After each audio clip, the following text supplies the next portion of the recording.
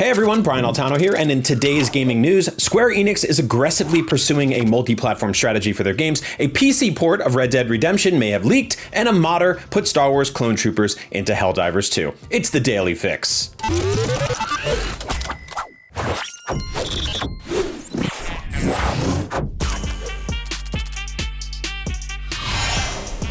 If you're a fan of Square Enix games, but not a fan of when they're PlayStation exclusive, I've got great news for you, even if it's the result of some bad news for Square Enix. The publisher has announced a significant company reboot amid tumbling profits, and it means more of their games will be coming to PC, Xbox, and Nintendo consoles. Reporting its game sales for the financial year ending in March 31st, Square Enix announced that it saw a significant operating loss of 8.1 billion yen, or $51.9 million, despite the sales of Final Fantasy XVI, Final Fantasy Pixel Remastered, Final Fantasy VII Rebirth, and Foam Stars.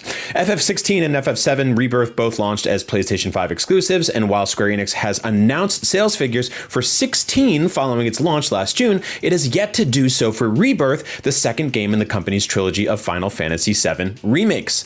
That makes me think the sales aren't great. In its financial report, all Square Enix would say is it has suffered from an incomplete journey to better profitability. That is a really fun way to saying you didn't make enough money.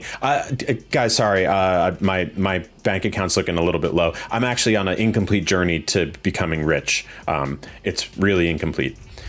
It's never going to happen. No, they said it's an incomplete journey to better profitability in HD game development, and that it had launched many titles, but some failed to live up to profit expectations, especially outsourced titles and some AAA titles. It seems like Final Fantasy VII Rebirth, at least, is included in that. In response to the tumbling profits, Square Enix announced what it calls Square Enix Reboots and Awakens, a 3-year plan for rebooting for long-term growth. This involves a rethink across all parts of the business, but the highlight is plans to put more games on more platforms. Square Enix said it will aggressively pursue a multi-platform strategy that includes Nintendo platforms, PlayStation, Xbox, and PCs. Note the wording here of Nintendo platforms, with Nintendo set to announce the Switch successor console before April 2025, and the current Switch would explode if you put FF7 Rebirth on it, because it's a glorified Android tablet from 10 years ago that I love dearly. As part of this multi-platform push, Square Enix said it will build an environment where more customers can enjoy our titles in regards to major franchises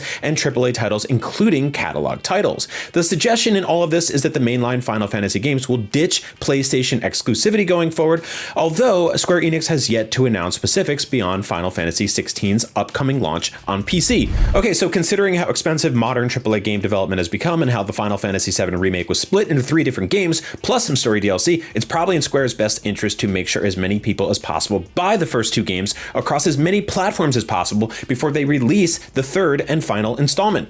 Now, either way, between Xbox porting their games to PlayStation launching Helldivers on PC the same day as PS5, and Square Enix going multi-platform, it seems like games being exclusive at the very least, or the console exclusive concept, is finally starting to die out in 2024. Unless, of course, you're Nintendo, in which case you just keep doing exactly what you've always done, and you make a ton of profits, and Mario never has to go anywhere, except for the Nintendo system. I don't know how they do it over there. Speaking of console exclusive games going to new platforms where they've never been before, Red Dead Redemption may finally be coming to PC if a recent data mine leak is to be believed. What could be the biggest Red Dead Redemption news in years comes from Rockstar Games expert Tez Funds 2 on Twitter. I will never call it X. They report that new information, which mentions a PC port for the studio's classic Western sandbox game, was found in a recent update to Rockstar's launcher site. The data mine content includes details about both the base Red Dead Redemption experience as well as its zombie-themed Undead Nightmare expansion. Journey across the sprawling expanses of the American West and Mexico in Red Dead Redemption and its zombie horror companion Undead Nightmare, now playable on PC, which is what the datamine screenshot from the user says. Now, this would obviously be huge news because despite Red Dead Redemption launching on PS3 and Xbox 360 in 2010 and then getting ported to Switch and PS4 last year, the game has never been on PC. Red Dead Redemption 2 is on PC though, which makes the whole situation even weirder. Then there's Rockstar's upcoming open world crime game, GTA 6, maybe you've heard of it, which is coming to consoles next year, allegedly, but not launching on PC at the same time. This is par for the course for GTA games, and they usually come to PC eventually, but it's strange it's taken nearly 15 years for the original Red Dead Redemption, and it's still not a sure thing.